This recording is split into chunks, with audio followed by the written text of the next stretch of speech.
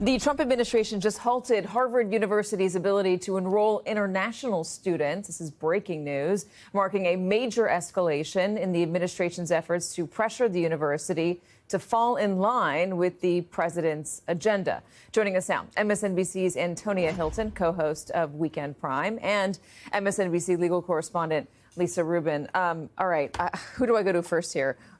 Lisa, what is the Antonia? What are they asking?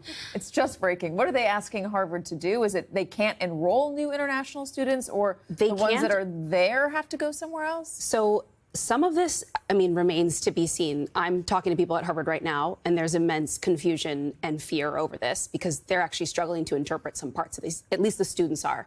So it sounds like they have basically lost their ability to enroll international students, and so that's going to impact future students. But we're also hearing that Kristi Noem, the secretary of DHS, announced that current international students there must transfer or lose their status. Transfer to another American university. Another university that would be in good standing with this program. So what that means a couple weeks out from graduation day is that if those students don't transfer, they might lose their legal status here in the U.S. And we know what this administration has been doing to students. What is the timeline on them having to do this? Well, it sounds, Katie, from the letter, I'm looking at Secretary Noem's letter to Harvard. It says the revocation of your student and exchange visitor program certification, and that's the program through which... It's their visa. Right. It's the program through which universities are certified every 2 years to have foreign students and non-citizens on their campuses.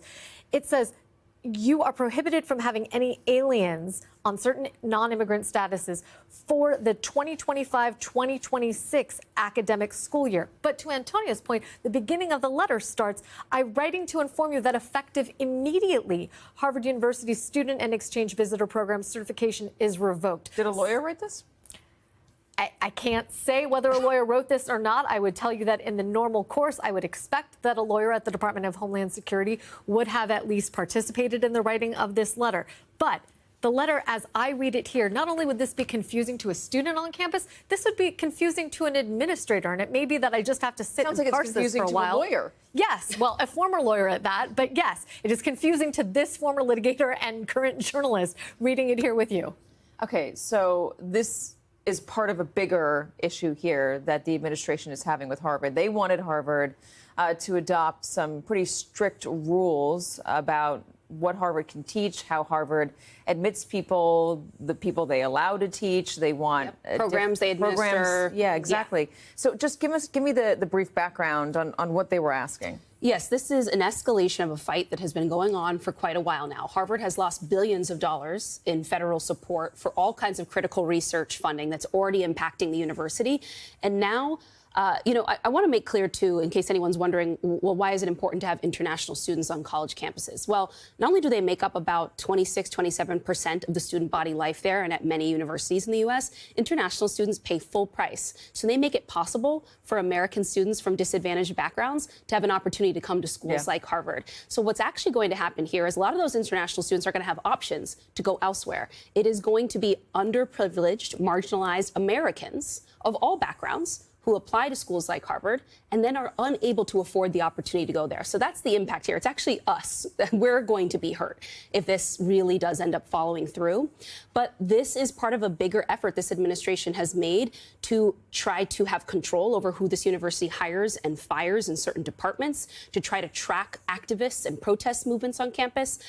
They have said the president hasn't done enough to tackle anti-Semitism on campus. If you're wondering who Harvard's president is a Jewish man named Alan Garber, who has been a fierceful fighter against anti-Semitism on campus, has held all kinds of cross-cultural dialogue, made changes, policy changes on campus, to the point where he's taken flack from the other side at many points. So for the Harvard community, this has actually been a really uniting thing for people of all political backgrounds on opposite ends of the protests, conversations that have happened on college campus, because they see this as a existential threat, not just to their school, but higher education. Harvard said no to this. Harvard said, we're not going to back down. Right. We're not going to acquiesce to your demands. We're not going to allow you to come in and tell us what we can teach and what we cannot teach, who we can allow to teach and who we cannot allow to teach, and what our student population looks like. So they've taken a stand and said, no, they're suing. And this is just another step. This is actually more than that. that, because in addition to the funding fight that we're talking about, we're not going to make these changes in exchange for federal funding. The administration came to Harvard and said, you are going to give us certain records about your non-citizen students, including all disciplinary records pertaining to non-immigrant students, meaning people who are here on student visas. And Harvard just ignored that deadline, or it may have said, no, we're not going to comply with that. That's what complying with their deportation efforts. But that is what gets us to this particular moment. And in fact, what Kristi Noem is saying in this letter is, you give us various categories of these records within 72 hours, or we're going to execute on this threat. Can they sue on this revocation of the ability to enroll international students? Is there a way for them to sue? I was looking into that right before we sat with you. I don't know what the bases are for revoking this enrollment in this particular certification program, and certainly universities go through it every 2 years. But is revocation permissible just because you don't comply with providing the kinds of records that most colleges and universities would consider private? Probably not. Does Harvard have a leg to stand on here, at least in the court of public opinion? I would think so. Yeah, again, just broke, so you got to take another couple minutes to figure out exactly how the process is going to work and yeah, all of it. Lisa Rubin, Antonia Hilton, ladies, thank you very much.